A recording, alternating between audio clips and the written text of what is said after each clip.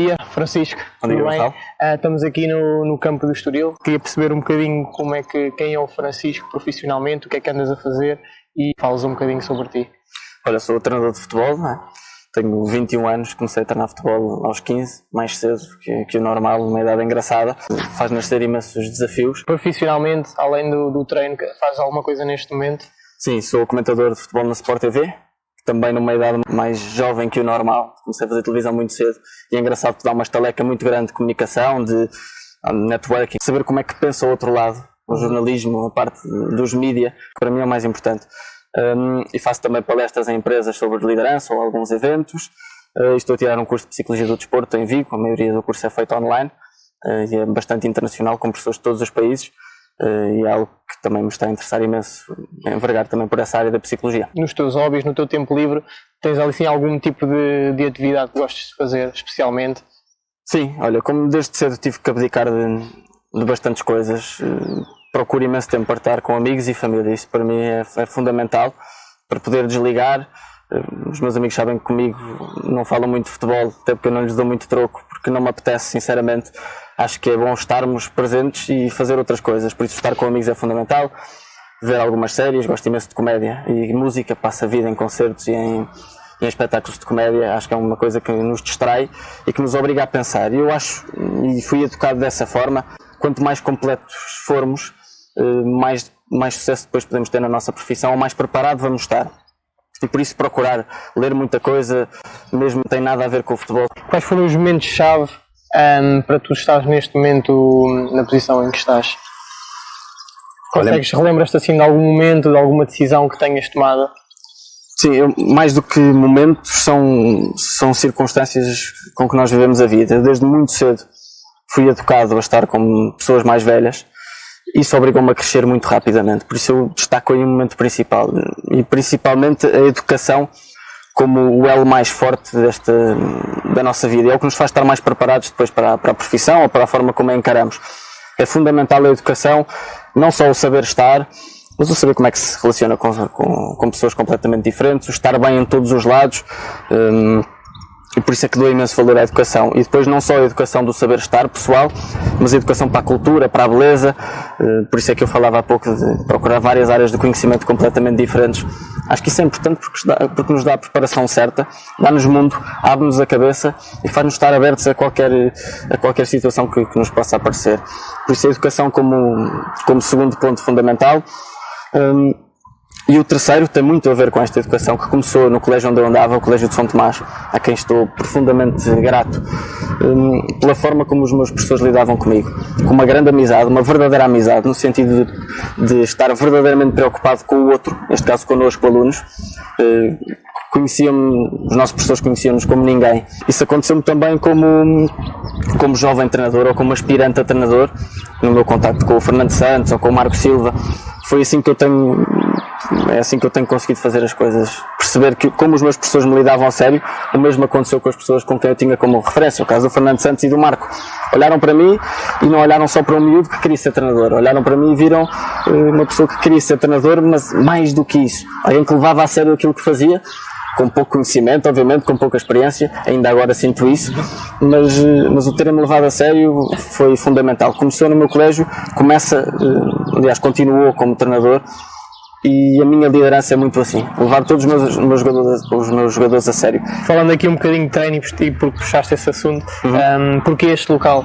Este local porque eu cheguei aqui com 16 anos, aliás comecei a vir aqui aos 15, na altura em que o Marco Silva era treinador aqui do Estoril Praia, e o Marco estava a fazer uma grande época, o Marco, a sua equipa técnica e o restante staff estavam a fazer uma época fantástica, acabados de subir a divisão, estavam a lutar pelas competições europeias. E eu decidi começar a ver alguns treinos, arranjei aqui uma forma de assistir aos treinos e desde o início que houve uma abertura enorme por parte de toda a gente. Esse, em primeiro lugar, foi, lá está, e vou-me repetir algumas vezes nisto, que é levaram-me a sério. Perceberam que aqui estava um miúdo que gostava muito do que fazia, interessado, e é fundamental fazermos isso, mostrarmos interesse, mostrar que queremos saber mais, essa humildade que temos de ter de, ok, sabemos alguma coisa, temos algum conhecimento, mas é fundamental queremos conhecer mais e saber mais, e por isso falar com as pessoas que nos são superiores, digamos assim, ou que têm mais experiência e mais conhecimento, é fundamental. E aqui no Estoril eu tive essa abertura depois se gerou numa proposta de trabalho, em que me convidaram para ser treinador adjunto da equipa sub-19. Eu tinha 16 anos e terem cometido esse risco, ou eu até diria essa loucura de apostar num miúdo de 16 anos, com apenas um ano como treinador, ainda na escola, no 10º ano, terem apostado para ser treinador adjunto de uma equipa de campeonato nacional, foi um risco enorme e estou profundamente agradecido, porque olharam mais do que aquilo que eu era inicialmente, olharam para o meu potencial e estou profundamente grato pelo que me fizeram. Por isso este sítio diz-me muito, até porque eu cresci imenso aqui enquanto homem, enquanto treinador, pelas variadas equipas que treinei, os variados contextos, desde sub-11, sub-19, sub-23, uns como principal, outros como adjunto, num contexto competitivo de campeonato nacional, com bons jogadores que me obrigaram também a crescer, mas um risco que foi, eu acho que não foi calculado, mas estou profundamente grato por isto, porque foi fundamental para a minha vida. Bem, que outro local, para além deste onde estamos hoje, é que terias escolhido para uma entrevista deste tipo? Vários. Olha, a minha escola, que já falei, o Colégio de São Tomás, poderia ser um sítio onde eu ainda volto algumas vezes, porque foi fundamental para o meu crescimento enquanto homem, aquela educação que eu falava para a cultura, para a beleza, querer saber muita coisa, ter essa abrangência foi importantíssima para mim. Podia ser o Colégio de São Tomás, podia ser o Linda a Velha, que foi o meu primeiro clube como treinador. Falaste aqui também de muita experiência em curto prazo, né? Num curto prazo de tempo. Quais foram assim os momentos mais difíceis que te recordas e as principais consequências desta tão vasta experiência num curto espaço de tempo? Tem sido incrível, né? Há pouco tempo estava a falar com o Rui Costa e ele dizia-me: tu já viveste 3 vidas. Eu não tenho noção nenhuma disso, mas realmente olhando para trás e obrigou-me a fazer essa reflexão, é verdade, já tive em muitíssimos contextos diferentes. No fundo, experienciar coisas completamente diferentes, obrigar-nos a adaptar, a conhecer o outro, e passa fundamentalmente pela experiência humana. Eu, nos variados contextos que tive, foi sempre com pessoas completamente diferentes, formas de estar variadas, diferentes formas de encarar a vida. E isso obriga-nos a crescer, porque nós, e aqui para mim não faz sentido nenhum as inimizades, é fundamental criarmos relação com as pessoas com quem nos damos, e seja a experiência na Índia que tive, já como treinador também, seja a experiência no 1º de dezembro, no Estoril, ou no meu colégio, ou no meu seio familiar em casa, sempre com pessoas diferentes. Por isso, quanto mais experiência pudermos ter em situações diferentes, mais preparados vamos estar. Eu acho que isso é fundamental. Algum momento difícil e consequência que consigas retirar hoje, fazendo uma retrospectiva sobre esta intensa experiência até ao momento? Sim, momentos difíceis. Nós, em primeiro lugar, eu tive que fazer uma escolha muito cedo. Aos 15 anos decidir ser treinador, deixar de jogar, que eu jogava na altura, apesar do nível baixo, era futebol federado, competitivo. Ter de fazer essa escolha é fundamental para que nos façamos homens. Essa é em primeiro lugar. E essa escolha obriga a que tenhamos de abdicar de certas coisas. Não ter férias de verão, perder fins de semana. O futebol tem muito esta característica de começar a trabalhar-se mais cedo. Em julho já se está a ter pré-época, ainda por cima aqui no Estoril nós começávamos a nossa pré-época no início de julho, e os meus amigos começavam a ter férias também no início de junho e julho, por isso nós não tínhamos tempo e eu tive que abdicar. Esse, para um miúdo de 15 anos que se quer divertir, um momento difícil, mas depois compensa claramente, porque estamos a fazer o que gostamos. E às vezes era difícil, ouvia nas redes sociais que os meus amigos estavam de férias e eu estava aqui a trabalhar. Mas depois, quando se entra no campo, quando se começa a ter o contacto com os jogadores, tudo isso se dissipa e deixa-se ter dúvidas naquilo que queremos fazer. Esse, em primeiro lugar, a questão das escolhas e dos momentos difíceis. Depois, aqui também no Estoril, treinar os jogadores mais velhos, fazer com que eles nos respeitem, fazer com que eles nos ouçam. São também momentos muito desafiantes, difíceis, e que só uma grande ajuda por parte deles, por parte das pessoas que nos acompanham, além do nosso mérito, isso é fundamental, e do nosso conhecimento, mas é preciso estarmos num contexto onde as pessoas estejam abertas a isso. As coisas não dependem só de nós. A resposta que damos a elas depende sim só de nós. Mas fundamentalmente a importância de fazer com que os jogadores nos ouçam foi também um momento, ou me ouçam neste caso, foi um momento muito complicado, mas graças a Deus acho que foi superado e foi muito bom. Bem, falaste aí muito sobre a educação e isso para nós é um tema também muito importante, ao qual também damos muito valor. Qual é o contributo, portanto, se tivesses que balancear aqui, mas não balanceando, como é óbvio, qual é o contributo do ensino formal versus, digamos assim, aquele ensino mais prático que tu tiveste acesso logo de início, por exemplo, ao acompanhar os treinos do Mr. Marco Silva, da restante equipa técnica, por exemplo, qual foi, se tivesses que fazer aqui uma contribuição e um paralelismo, ensino formal versus este ensino mais prático, qual é o contributo de ambos? É fundamental, o professor, e acho que é fundamental estarem coordenados. O professor Manuel Sérgio fala muito, uma teoria só é boa se for uma teoria de uma determinada prática. Ou seja, temos que dar, a teoria é muito boa porque nos faz pensar, mas só tem valor se a pusermos em campo, e aqui literalmente se a pusermos em campo. Temos que ter conhecimento, temos que saber a parte teórica da coisa, mas depois só colocando em prática é que vamos saber se isto tem validade ou não tem. E só a prática depois nos vai fazer evoluir, porque se nós não experimentamos, não conseguimos perceber se o conhecimento está ou não certo, ou se é este o nosso caminho, e depois não conseguimos evoluir e não conseguimos progredir na nossa vida. Qual é a influência que achas que a Foot Magazine pode ter para os seus leitores e para a malta que tem mostrado também algum interesse na plataforma e neste canal de comunicação? Olha, acho que é fundamental por variedíssimas questões. Em primeiro lugar, acho que o futebol está a ganhar uma reputação, o desporto em geral, mas o futebol em particular, uma reputação de um desporto muito negativo. Em Portugal não se gosta do jogo, fala-se muito de futebol, mas não se gosta do jogo, e quanto mais forem os meios, e quanto mais forem, neste caso, revistas, televisões, meios de comunicação, quanto mais dados e quanto mais meios tivermos para educar as pessoas, para fazer com que as pessoas gostem verdadeiramente do jogo em si, gostem de o analisar, gostem de perceber o trabalho por detrás de um treinador, o trabalho por detrás de uma história de sucesso, é fundamental que sejamos nós, e neste caso a Foot Magazine, e por isso dou-vos os parabéns também por este projeto, que é fundamental conhecer os meandros por detrás daquilo que é o espetáculo, que é um jogo nas quatro linhas, que as pessoas, eu acho que verdadeiramente em Portugal ainda não estão totalmente digamos, vocacionadas para o entender, e por isso quanto mais fontes de conhecimento tivermos e pudermos educar o público, acho que é importantíssimo. E durante o teu percurso, lembras-te assim de algum episódio engraçado ou situações caricatas que possas partilhar tantas, para os nossos leitores? Tantas. Deixa-me pensar aqui em termos cronológicos. São muitas então? São bastantes. Olha, lembro-me, falando do professor Manuel Sérgio,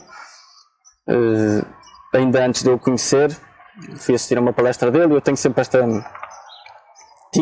tenho sempre esta atitude de ir falar com as pessoas com quem estava, neste caso era o professor Manuel Sérgio, estava a ver uma conferência dele, e eu no fim fui lá falar com ele, e na altura tinha feito um trabalho de Mourinho para a escola, e decidi mostrar-lhe esse trabalho, enviei por e-mail, e passado 2 dias recebo uma chamada do professor Manuel Sérgio a dar-me uma desanda, uma coisa do outro mundo, a criticar a minha bibliografia, a criticar coisas que eu tinha feito no trabalho. Mas isto marcou-me, não tanto pela desanda em si, que me fez abrir os olhos, claramente, mas voltamos à questão inicial, foi olhar para um professor que tem 80 anos e com uma experiência incrível, que já lidou com os melhores do mundo, e olhou para mim e levou-me a sério outra vez. Olhou para o meu trabalho e, em vez de ler e pôr de parte, não, levou-me a sério, ligou para mim e tentou corrigi-lo, ainda houve essa preocupação de fazer-me crescer. Engraçado, por receber uma chamada do professor Manuel Sérgio, uma grande referência minha, e atualmente meu grande amigo, meu amigo ageless, não há idades, mas esse em primeiro lugar, achei muito engraçado. Mas em segundo lugar, já estava no Estoril Praia, já aqui estava, e lembro-me de falar mais uma vez com o professor Manuel Sérgio e pedi-lhe para ir conhecer o Mourinho.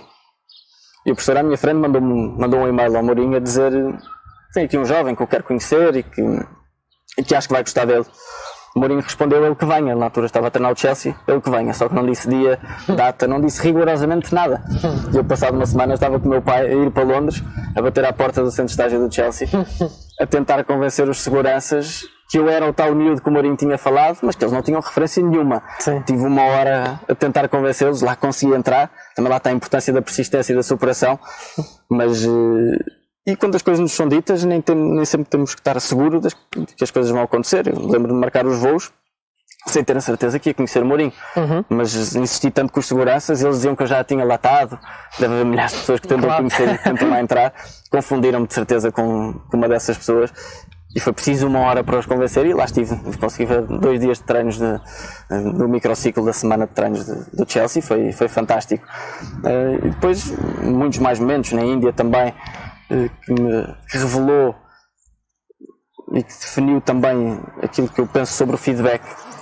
Um feedback como uma coisa muito direcionada para a pessoa e não para o grupo em si. Quando nós estamos a falar, achamos que toda a gente nos está a entender da mesma forma, e não é o caso.